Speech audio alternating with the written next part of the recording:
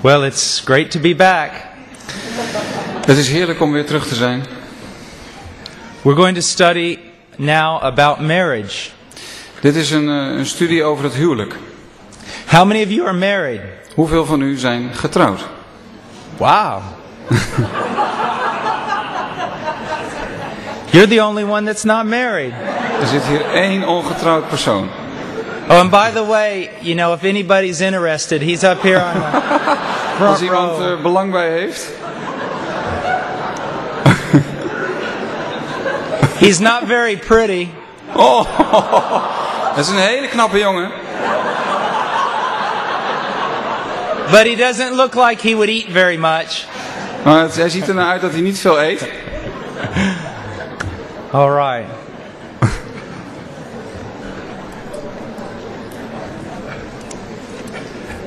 Let's go to the book of Romans. Wij gaan lezen in het boek, de brief van Paulus aan de Romeinen. Chapter 8, verse 28. Hoofdstuk 8, vers 28. Okay. En wij weten dat degenen die God liefhebben, alle dingen medewerken ten goede. Namelijk degenen die naar zijn voornemen geroepen zijn. Here we have one of the greatest declarations of comfort and strength in the Christian faith. Hier vinden wij een van de grootste uitspraken van troost en bemoediging in ons vanuit de hele schrift. That God works absolutely everything for the good of His children. Dat de Heere God werkelijk alles doet medewerken ten goede voor zijn kinderen. But we must ask ourselves now, what is the good? Maar we moeten daarbij ook de vraag stellen, wat is dat goede dan? The charismatic movement tells us that God does everything to make us rich. In de charismatische bewegingen wordt geleerd dat God alles voor ons doet om ons rijk te maken. Or does everything to make us healthy.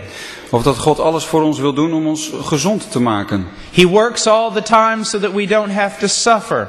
Dat hij op de hele tijd voor ons aan het werk is, zodat we niet hoeven te lijden. But what is God's ultimate purpose in our life? Maar wat is het uiteindelijke doel van de Heere God met ons leven?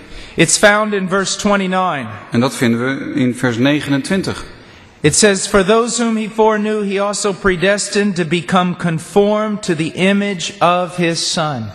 En daar staat dat degene die hij tevoren gekend heeft, die heeft hij ook van tevoren verordineerd ten beelde zijns zoons gelijkvormig te zijn. So the great purpose of God in absolutely every circumstance of our life is that we become conformed to the image of His Son. Dus het doel van de Heere God, en dat heeft dan ook betrekking op alle omstandigheden in ons leven, is dat wij gelijkvormig worden aan het beeld van zijn Zoon.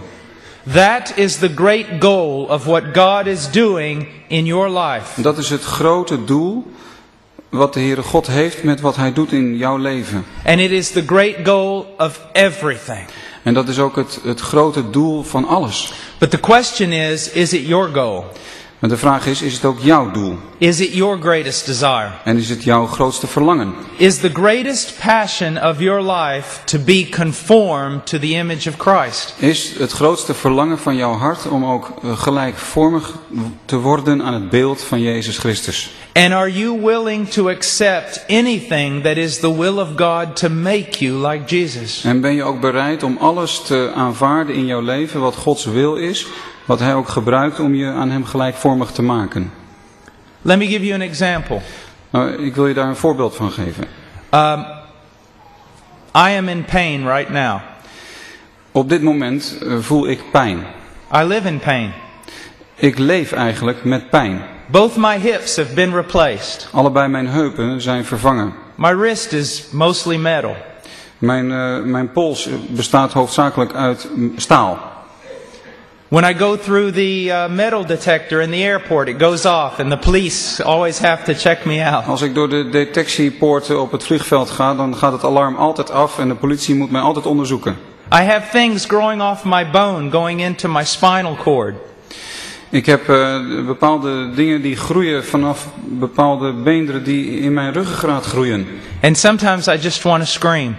En soms wil ik het wel uitschreeuwen van de pijn. What's the purpose of it? Welk doel heeft het? How can I be happy? Hoe kan ik gelukkig zijn? The purpose of it is that I be conformed to the image of Christ. Het doel daarvan is dat ik meer gelijkvormig word aan Jezus Christus. And I can be happy with it because it is conforming me to the image of Christ. En ik kan er vrede mee hebben, omdat het ook meewerkt aan dat doel. You see, you must have the same goal that God has. Het is heel belangrijk dat ook jij datzelfde doel voor ogen hebt als wat de Heere voor ogen heeft. Your name be hallowed, your kingdom come, your will be done.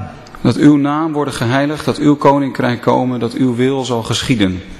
It works something like this. Het werkt een beetje als volgt. Our greatest passion should be the glory of God and the advancement of His kingdom.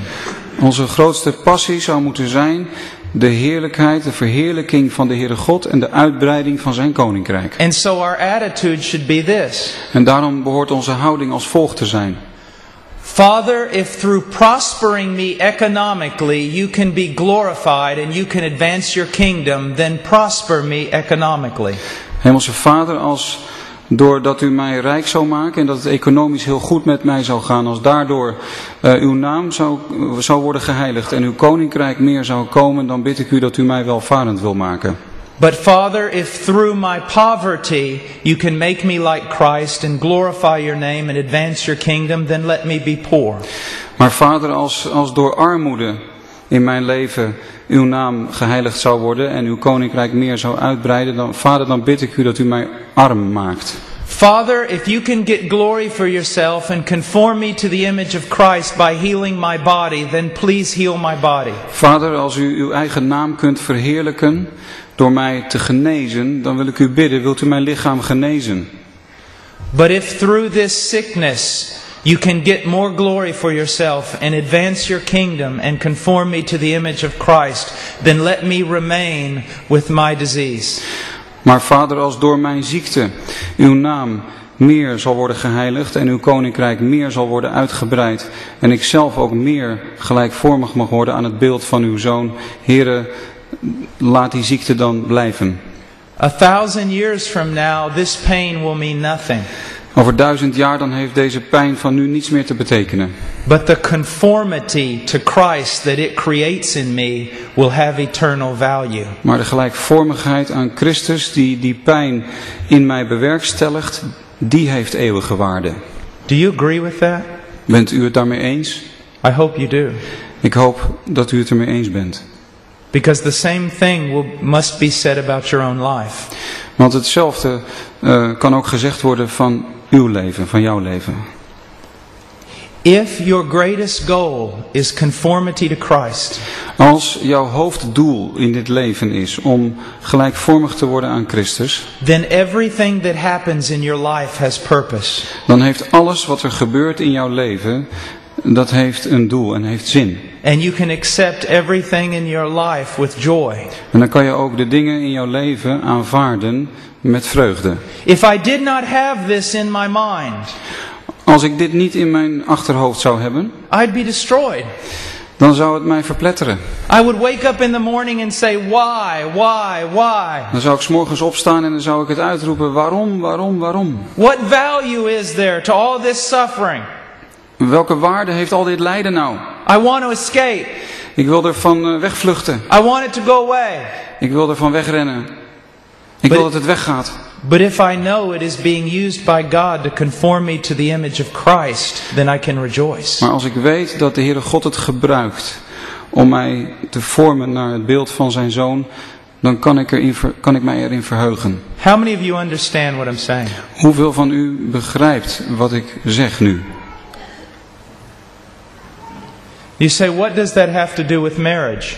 En dan vraagt u zich af, oké, wat heeft dat te maken met het huwelijk? Absolutely